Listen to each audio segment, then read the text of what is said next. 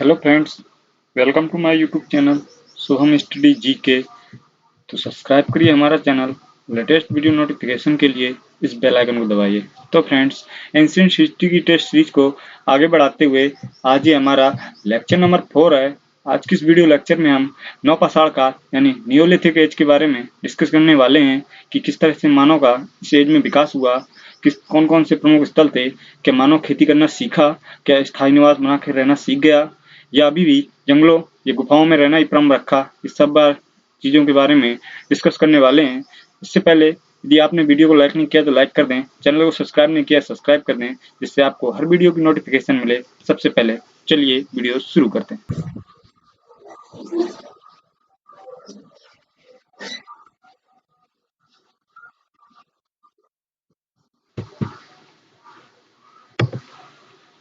आज नवपाषाण काल यानी नियोलिथिक एज के बारे में डिस्कस करने वाले हैं। फ्रेंड्स, वीडियो शुरू करने से पहले आपको बता दें, जितना भी कंटेंट लिखा हुआ है ये ओल्ड एनसीईआरटी जो कि 11th क्लास की है, आर.एस. शर्मा के द्वारा लिखी गई है, उसी बुक का कंटेंट है। तो आपको घबराने की कोई जरूरत नहीं है। आपको जो भी कंटेंट मिलेगा वो एकदम फैक्चुअल कंटेंट मिलेगा, कोई भी इसमें करेक्शन की जरूरत नहीं है। चलिए तो वीडियो को शुरू करते हैं फ्रेंड्स। बात करते हैं नवपाषाण काल की यानी कि न्यूलिथिक एज की। तो इस कालखंड में मानव ने क्या किया, पशुपालन के साथ साथ क्या किया, किसी कार्य को क्या किया, प्रोत्साहित किया। और जो गॉर्डन चाइल्ड थे उन्होंने इस बदलती हुई मानव की जो खाद्य उत्पादक श्रृंखला, पशुपालन की, कृषि की, इसको उन्नता को देखते हुए इसको नवपाषाण क्रांति की संज्ञा दी, यानी कि न्यूलिथिक रिवोल्यूशन का नाम दे दिया। बट जो हमारे देश के जो इतिहासकार हैं वो इस गोल्डन चाइल्ड की जो बात से सहमत नहीं थे। उनका मानना था कि इसको रिवोल्यूशन का नाम नहीं दे सकते हो आप। एक न्यूलिथिक एज तो चल जाएगा कि एक काल तरह का है, लेकिन आप इसको रिवोल्यूशन का नाम देते हैं क्योंकि क्रांति एक तरह से होती है। क्रांति का मतलब होता है कि अपनी बदली हुई परंपराओं को जो एकदम से परिवर्तित कर देना। जैसे कि आप मान लो 1857 का जो रिवोल्यूशन हुआ, इंडियन का रिवोल्यूशन हुआ, पहला स्वतंत्रता संग्राम हुआ, तो उसमें एक तरह से जो भारतीयों की विचारधारा थी उसको लगभग एकदम से परिवर्तित कर दिया। ऐसा ही कुछ हुआ जब गोल्डन चाइल्ड ने कहा कि ये शायद मानो एकदम से पूरी तरह से क्या हुआ, खेती पे डिपेंड हो गया, पशुपालन करने लगा। बट गॉर्डन चाइल्ड की बात से जो भारतीय इतिहासकार हैं वो सहमत नहीं थे। उन्होंने क्या कहा कि उन्होंने कहा कि ये रिवोल्यूशन जो हुआ एक साथ नहीं हुआ, अर्थात आप इसको रिवोल्यूशन का नाम नहीं दे सकते हो क्योंकि ये मानव ने अभी भी क्या कर रहा था, पाषाण उपकरणों का ही प्रयोग कर रहा था। हालांकि वो पशुपालन और खेती करना सीख गया था, लेकिन इसका मतलब ये तो नहीं है कि वो पूरी तरह से खेती पे डिपेंड हो गया था, क्योंकि वो अभी भी क्या कर रहा था, शिकार करता था, जंगली जानवरों के मांस पे डिपेंड करता था। इसलिए आप इसको नवपाषाण काल की संज्ञा नहीं दे सकते हैं। तो गोल्डन चाइल्ड की बात को ये भारतीय इतिहासकार थे, उन्होंने क्या किया, खंडित कर दिया। अब बात करते हैं नवपाषाण काल की। जो नवपाषाण काल है इसकी जो शुरुआत है लगभग 900 बीसी के आसपास मानी जाती है। ऐसा माना जाता है कि इसी लेकिन कि ये जो शुरुआत हुई नवपाषाण काल की वो भारत में नहीं हुई। इससे पहले वो कहाँ, सबसे पहले शुरुआत कहाँ पे हुई, अफ्रीका महाद्वीप में हुई थी। जिस तरह से हमने देखा किस तरह से मानव का विकास भी सबसे पहले कहाँ हुआ, अफ्रीका महाद्वीप में हुआ। लेकिन जो भारतीय उपमहाद्वीप है यानी कि जो भारत की बात करें तो इसमें शुरुआत कब हुई, तो 700 बीसी के आसपास माना जाता है कि भारत में न्यूलिथिक एज का प्रयोग प्रारंभ हो गया था। लेकिन जो स्थायी बस्तियां देखने को मिली वो 250 बीसी के आसपास देखने को मिली। कब मिली, 250 बीसी के आसपास देखने मिली। और यहीं से दक्षिण और पूर्व इलाकों में लगभग 1000 के आसपास की बस्तियां भी देखने को मिलती हैं।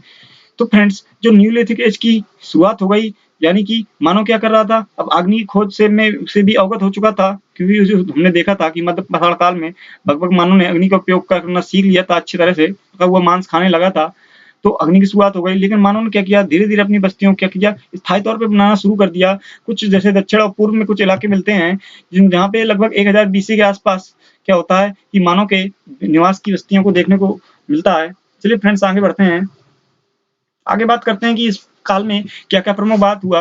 बात ये हुई, प्रमुख बात थी कि मानव ने क्या किया, पशुपालन का विस्तार किया। यानी मानव थोड़ा बहुत पशु तो मतलब मध्य पाषाण काल में ही पालना प्रारंभ कर दिया था, जिसके हम साथ भीमबेटका गुफाओं से प्राप्त हुए। किस तरह से मानव हमने अपनी कला और संस्कृति को संजो रखा। तो और लेकिन जो नवपाषाण काल हुआ उसमें क्या हुआ, पशुपालन का विस्तार हुआ। जो मानव था उसने क्या किया, और अधिक जानवरों को पालना प्रारंभ किया। और क्या किया, जो पत्थर थे मानो के उस समय यूज करता था, उनको पत्थरों की जगह वो अब पॉलिशदार हथियारों का उपयोग करने लगा। जैसे आप इमेज पे देख पा रहे होंगे, ये जो पत्थर दिखाई दे रहे हैं ये सब क्या पॉलिशदार लगभग चिकने चिकने पत्थर हैं, जो कि हमने मध्य पाषाण काल और पूरा पाषाण काल में जो पत्थर के औजार देखे, वो औजार के उनकी तुलना में ये जो थे ये क्या थे, अधिक चिकने थे, पॉलिशदार थे हथियार। ठीक है फ्रेंड्स, और उसमें क्या हुआ, ग्राम समुदाय का विकास हुआ, यानी कि मानव अब धीरे धीरे क्या कर रहा था, एक समुदाय का विकास कर रहा था, ग्रामों का विकास होने लगा, समूह में रहने लगा, जाति धर्म इत्यादि की लगभग अभी उतनी प्रचंडता तो शामिल नहीं आई, लेकिन ये तो निश्चित हो गया था कि मानव अब एक उच्च संस्कृति की ओर, यानी एक विकसित संस्कृति की ओर विकसित होता जा रहा है। और धीरे धीरे उसने क्या किया, मृदभांडों का निर्माण करना भी प्रारंभ कर दिया। मृदभांड क्या होते थे, मृदभांड मतलब बर्तन होते थे, मिट्टी के बर्तनों को मृदभांड कहा जाता है। तो इससे निष्कर्ष निकलता है कि जो नौपाषाण के लोग थे वो क्या कर रहे थे, कृषि के साथ साथ क्या कर रहे थे, स्थायी बस्तियों का निर्माण कर रहे थे।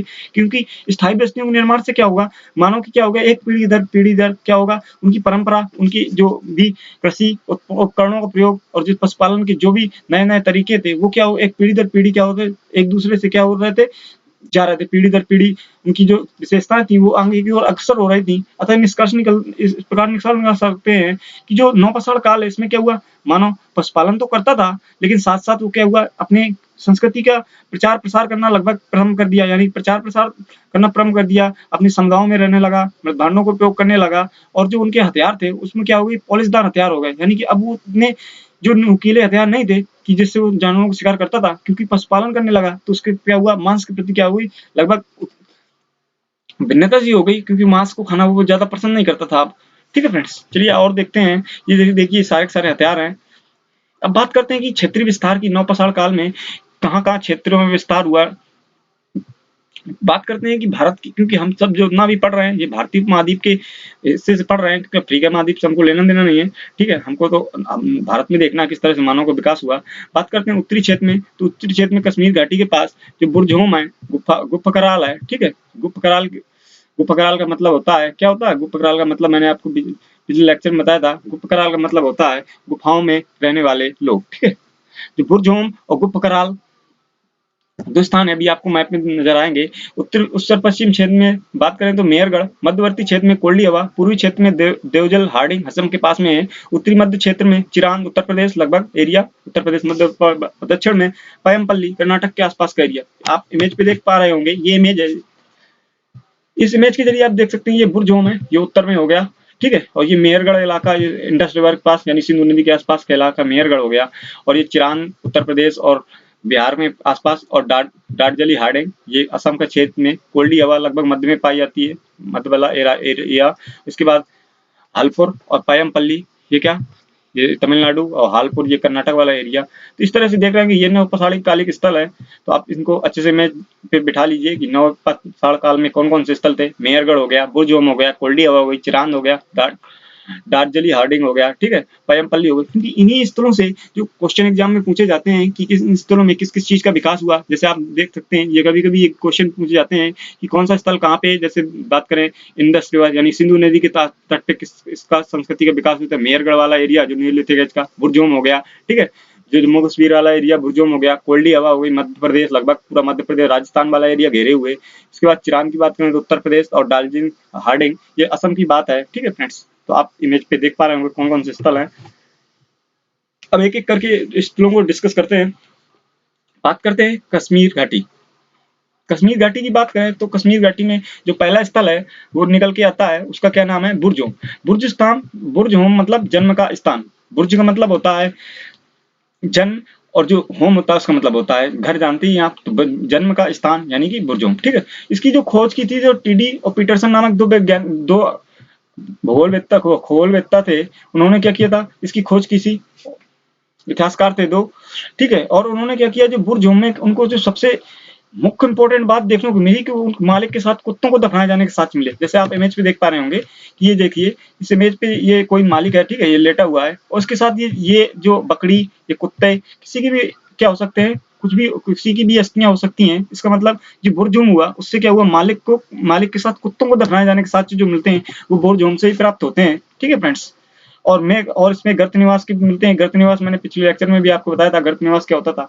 जो गर्त निवास होता था, यानी कि मिट्टी के अंदर रहना, यानी जमीन के नीचे रहना, गर्त निवास कहते हैं। ठीक है, तो बस इतना याद रखना है कि जो बुर्जहोम है एरिया कहाँ का है, उत्तर क्षेत्र का, कश्मीर घाटी के आसपास का एरिया है। और इसमें साक्ष्य क्या मिला, पहले मेन इंपॉर्टेंट इसमें स्टार बना सकते हैं आप कि मालिक के साथ कुत्तों को दफनाए जाने के साक्ष्य कहाँ से मिले, बुरजहोम से ही मिले। बस इतनी बात याद रखना, बुरजहोम, मालिक के साथ कुत्तों को दफनाए जाने के साक्ष्य। ठीक है, बात करते हैं गुप्त कराल। गुप्त कराल का मतलब होता है कुम्हार की गुफा। ठीक है, कुम्हार की गुफा। गुप्त कराल से क्या हुआ कि गर्त निवास के साक्ष्य मिले और साथ में हड्डी के उपकरणों के भी साक्ष्य मिले। कहाँ के, हड्डी के उपकरणों के साथ। तो फ्रेंड्स, जो हड्डी के उपकरणों के साक्ष्य हैं ये हमको देखें तो 2 स्थानों से मिलते हैं। एक तो यही हो गया गुप्त कराल, दूसरा आगे हम आपको बताएंगे वो कौन सा स्थान है। तो उस स्थान का नाम है चिरांद। आपको मैंने पहले ही इमेज पे दिखा दिया है। ये जो स्थल है ये चिरांद वाला स्थल, ये उत्तर प्रदेश में ये स्थल भी है। इससे भी हड्डियों के साक्ष्य प्राप्त हुए हैं। तो हड्डियों के साक्ष्य हमको 2 स्थलों से प्राप्त होते हैं, एक तो हो गया गुप्त कराल और दूसरा चिरांद। तो आप इनको याद रखिएगा क्योंकि इनसे मैंने क्वेश्चन बनाए हैं, आपको जब अगले लेक्चर में आपको देखने को मिलेंगे क्वेश्चन। ठीक है फ्रेंड्स, तो इनको याद रखिएगा। तो उत्तरी क्षेत्र में हमको 2 चीज याद रखनी है, बुरजहोम, बुरजहोम में मालिक के साथ कुत्तों को दफनाया जाना, गुप्त कराल से कुम्हार की गुफा होता है इसमें। और इसमें क्या हुआ, हड्डी उपकरणों का प्रयोग हुआ, साथ में गर्त निवास के साक्ष्य भी मिलते हैं, ये भी इंपॉर्टेंट है। ठीक है फ्रेंड्स, चलिए आगे बात करते हैं। ये देखिए, ये नौपाषाण कालीन क्या है, औजार है। और ये मालिक के साथ कुत्तों को दफनाए जाने की इमेज है। ठीक है, इससे स्पष्ट होता है कि जो मानव था, नौपाषाण कालीन मानव, वो क्या कर रहा था, उसमें अपने बुजुर्गों और अपने जो जानवर थे उनके प्रति क्या हुआ, बहुत ही स्नेह बढ़ गया। क्योंकि जो लोग थे उनको जब जैसे किसी को किसी से ज्यादा स्नेह हो जाता है तो वो उसके बगैर नहीं रह पाता है। ऐसे ही जो कुत्ते तो ज्यादा स्नेह था मालिक से, तो उस कुत्तों को अपने मालिक के साथ ही लिटा दिया जाता था, उसको भी उसी के साथ क्या किया जाता था, सीधा उसको शमशान में दफना दिया जाता था। तो ये साक्ष्य मिले हैं बुरजहोम से। ठीक है फ्रेंड्स, चलिए आगे बात करते हैं। अगला स्थल है मेहरगढ़। मेहरगढ़ की बात करें तो मेहरगढ़, ये जैसे आप इमेज पे देख पा रहे होंगे, ये मेहरगढ़ वाला एरिया है। मेहरगढ़ में क्या हुआ कि खेती के साक्ष्य प्राप्त हुए। जो खेती के प्रथम साक्ष्य प्राप्त होते हैं वो मेहरगढ़ से ही प्राप्त होते हैं। और मेहरगढ़ कहाँ पे, इंडस रिवर है यहाँ पे, ये पाकिस्तान वाला, क्योंकि जो उस समय पाकिस्तान और भारत क्या था, एक ही था। तो पाकिस्तान वाला एरिया है, वहाँ पे पाया जाता, वहाँ पे स्थल है एक मेहरगढ़। ठीक है, मेहरगढ़ से मुख्य बात ये है कि इसमें खेती के प्रथम साक्ष्य, यानी कि अगर कृषि के कहीं भी प्राचीनतम साक्ष्य मिले तो वो कहाँ से मिले, मेहरगढ़ से। इस पे आप इंपोर्टेंट लगा लीजिए, स्टार बना लीजिए कि मेहरगढ़ से क्या हुआ, कृषि के प्राचीनतम साक्ष्य हमको मेहरगढ़ से मिलते हैं। जो मेहरगढ़ है आज वो बलूचिस्तान वाले एरिया जो पाकिस्तान में बोलन नदी के तट पे, वहां पे देखने को मिलता है। ठीक है, और यहाँ के लोग गेहूं और जौ की खेती करते थे। क्योंकि यहाँ के कृषि के साक्ष्य मिले तो प्राचीनतम साक्ष्य मानव ने जो उगाया वो गेहूं और जौ ही था। तो ऑफिशियल सी बात है, गेहूं और जौ पैदा होगा। ठीक है, तो मेहरगढ़ से बस इतना इंपॉर्टेंट रखना है कि मेहरगढ़ से क्या प्राप्त हुआ, कृषि के प्राचीनतम साक्ष्य प्राप्त हुए, जिसमें क्या था, गेहूं और जौ की खेती होती थी। और जो मेहरगढ़ है वर्तमान में कहाँ पे, बलूचिस्तान, जो बोलन नदी के तट पे बलूचिस्तान, पाकिस्तान वाले एरिया में। ठीक है फ्रेंड्स, ये हो गई बलूचिस्तान वाली एरिया यानी मेहरगढ़ की बात। आगे बात करते हैं कोल्डी हवा। कोल्डी हवा से मोस्ट इंपोर्टेंट क्वेश्चन है, ये क्या, मध्य भारत में, मैंने आपको इमेज में दिखाया था, मध्य भारत का स्थल है। इसके जो प्राचीनतम साक्ष्य मिले हैं, इसमें सिर्फ धान उगाए जाने के साक्ष्य मिले हैं। तो क्वेश्चन मैंने इससे भी बनाए हैं कि धान उगाए जाने के प्रारंभिक साक्ष्य कहाँ से मिले हैं, कहाँ से मिले हैं, कोल्डी हवा से मिले हैं। और लगभग 700 BC के आसपास का क्षेत्र है, इसकी खोज मतलब माना जाता है, जो इसकी खुदाई हुई कोल्डी हवा। तो कोल्डी हवा जो स्थल है वो लगभग मध्य प्रदेश और राजस्थान वाले एरिया के आसपास पड़ता है, जैसे आपने इमेज पे देखा था। और इसमें जो मुख्य इंपॉर्टेंट पॉइंट है कि इसमें धान उगाए जाने के साक्ष्य मिलते हैं। तो क्वेश्चन आएगा कि धान उगाए जाने के प्रथम साक्ष्य कहाँ से मिलते हैं, तो कोल्डी हवा कहाँ का स्थल है, मध्यवर्ती और पूर्वी क्षेत्र का स्थल है। अगला स्थल है चौपानी मांडो। चौपानी मांडो कुछ ऐसा खास नहीं है, इसमें मधुमक्खी के छत्ते के आकार की झोपड़ियां मिली हैं और साझा चूल्हे। ये इंपॉर्टेंट हो सकता है, साझा चूल्हा, यानी कि साझा चूल्हा का मतलब होता है एक के साथ एक, यानी कि एक चूल्हा, कोई भी मिट्टी का चूल्हा ये है, उसी के बगल में दूसरा चूल्हा, यानी कि एक के साथ एक फ्री। तो 2 साझे चूल्हे के साथ कहीं से अगर प्राप्त हुए हैं तो वो कहाँ से प्राप्त हुए हैं, चौपानी मांडो। अगली बात करते हैं पूर्वी क्षेत्र। पूर्वी क्षेत्र में बहुत सारे स्थल हैं, जैसे चिरांद हो गया, सिनुआर हो गया। ये 2 स्थल बहुत इंपॉर्टेंट है, चिरांद और सिनुआर। ताराड़ी, देवजल हांडिंग, ये असम में है देवजल हांडिंग। पांडु राजागार, डीबी। ठीक है, चिरांद मैंने आपको पहले ही लेक्चर में बताया था, जब मैंने गुप्त कराल की बात की थी, कि चिरांद एक ऐसा मात्र स्थान है जहाँ से गुप्त कराल के अतिरिक्त अगर हड्डी का अवशेष कहीं से प्राप्त होते हैं तो वो कहाँ से प्राप्त होते हैं, गुप्त कराल से। और यहीं से जो चिरांद है, यहीं से टेराकोटा की मूर्तियां की मानव मूर्तियां भी प्राप्त होती हैं। टेराकोटा की मानव मूर्तियां। टेराकोटा क्या होता है फ्रेंड, टेराकोटा होता है खिलौने। खिलौनों की जो खिलौने होते हैं, खिलौने आप जानते होंगे, उसी को टेराकोटा कहते हैं। तो टेराकोटे की मानव मूर्तियां प्राप्त हुई, यानी कि मानव की जो मूर्तियां थी वो खिलौने के रूप में कहाँ प्राप्त हुई, तो वो चिरांद नामक स्थान ही है। लेकिन इंपॉर्टेंट पॉइंट ये है कि गुप्त कराल के अतिरिक्त अगर कहीं से भी हड्डी के प्रारंभिक साक्ष्य यानी हड्डी के उपकरणों के साक्ष्य प्राप्त हुए तो वो कौन सा स्थल है, चिरांद से प्राप्त हुए हैं। ठीक है फ्रेंड्स, आगे बात करते हैं उत्तर मध्य क्षेत्र यानी बागौर राजस्थान वाले एरिया, यहाँ से भी कृषि के क्या हुए, साक्ष्य प्राप्त हुए। ठीक है फ्रेंड्स, आगे बात करते हैं एरण। एरण बीड़ा घाटी मध्य प्रदेश के आसपास का एरिया है एरण। और जो जोरवे संस्कृति है, जोरवे संस्कृति ये गुजरात की, ये इंपॉर्टेंट है कि जोरवे संस्कृति कहाँ पे, गुजरात में उद्भव हुआ। और ये जो नर्मदा नदी के आसपास का एरिया है वहीं पे जोरवे संस्कृति का उद्भव हुआ। ये जोरवे संस्कृति एक अलग ही छाप लिए हुई थी अपनी। जिस तरह से उत्तर भारत में बात करें तो उत्तर भारत में जहाँ उत्तर खेती का प्रारंभ हुआ था, वहाँ जोरवी संस्कृति एक अपनी अलग परंपरा में घेरी हुई थी। और इनका जो मुख्य धंधा था वो शिकार पे डिपेंड था। जबकि उस समय जो उत्तर भारत है, मेहरगढ़ और बलूचिस्तान, मेहरगढ़ बलूचिस्तान वाले एरिया की बात करें, बोलन घाटी की, वहां पे कृषि की गेहूं और जौ की उत्पादन की हो चुका था, वहां पे खेती होने लगी थी। लेकिन जोरवे संस्कृति अभी भी अपनी प्राचीन संस्कृति को धारण किए यानी कि शिकार पे ही डिपेंड रहती थी। ठीक है फ्रेंड्स, ये जोरवे संस्कृति गुजरात की, इसको आप याद रखिएगा। महाराष्ट्र गुजरात में इसका उद्भव हुआ। अब बात करते हैं दक्षिणी क्षेत्र की। तो दक्षिणी क्षेत्र की बात करें तो दक्षिणी क्षेत्र में जो कार्बन डेटिंग है, कार्बन 14 और कार्बन डेटिंग के अनुसार जो दक्षिण भारत में जो नौपाषाणिक बस्तियों का आसपास उदय हुआ, उनका ऐसा मानना है कि जो भारत में जो नौपाषाणिक बस्तियों का उदय वो क्या हुआ, वो बाद में होता है। लेकिन जो उत्तर भारत है वहां पे क्या हुआ, नौपाषाण बस्तियों को प्रारंभ जल्दी प्रारंभ हो गया था। ठीक है फ्रेंड्स, इसका जो मुख्य स्थल है उसके नाम है पिकली हवा, पिकली हल, सॉरी पिकली हल, कर्नाटक में है ये स्थल पिकली हल। यहाँ पे क्या हुआ कि जो गाय भैंस उनको बाड़बंदी, बाड़बंदी मतलब क्या होता है, बाड़बंदी करके रखते थे। जैसे कि कोई जानवर, ये जैसे आप देख पा रहे होंगे, ये से बाड़ा लगा दिया था चारों ओर, ये बाड़ा लकड़ी या एक खंबा इधर गाड़ दिया, एक खंबा इधर गाड़ दिया, इधर एक खंबा गाड़ दिया।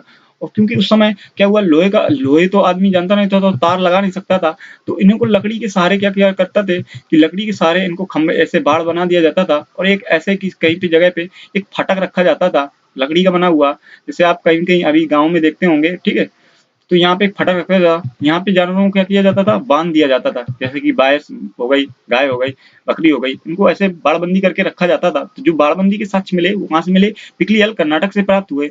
और यहाँ से राख के बहुत बड़े बड़े ढेर प्राप्त हुए। इससे ऐसा भी माना जा सकता है कि शायद कालांतर में जलवायु परिवर्तन के कारण आग लग गई, जिसके कारण क्या हुआ, बहुत सारे जानवरों की मृत्यु हुई। और ये बड़े राख के बड़े बड़े ढेर इस बात का सूचक है, क्योंकि बाड़बंदी के कारण जानवर क्या कर रहे थे, इन बाड़ों को तोड़ नहीं पा रहे थे, जिसके कारण वो क्या हुए, यहीं पे आग लगने के कारण यहीं पे क्या हुआ, जल मर गए और यहीं पे उनके राख के बड़े बड़े ढेर प्राप्त हुए, ऐसा मानना है।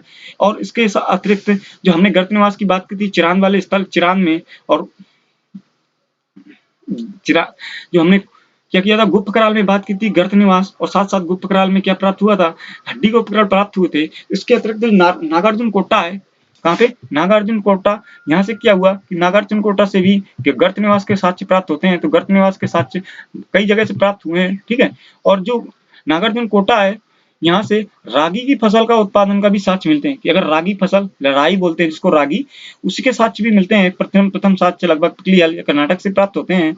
और इस क्षेत्र में आगे महापाषाणिक संस्कृति का विकास हुआ। महापाषाणिक संस्कृति ये एक अलग ही संस्कृति यहाँ पे की जोरवे संस्कृति से लगभग अलग थी। यहाँ पे बहुत बड़े बड़े पत्थरों का उपयोग किया जाता था। बड़े बड़े पत्थरों, आपको समझ में आ रहा होगा कि महापाषाणिक संस्कृति क्या है।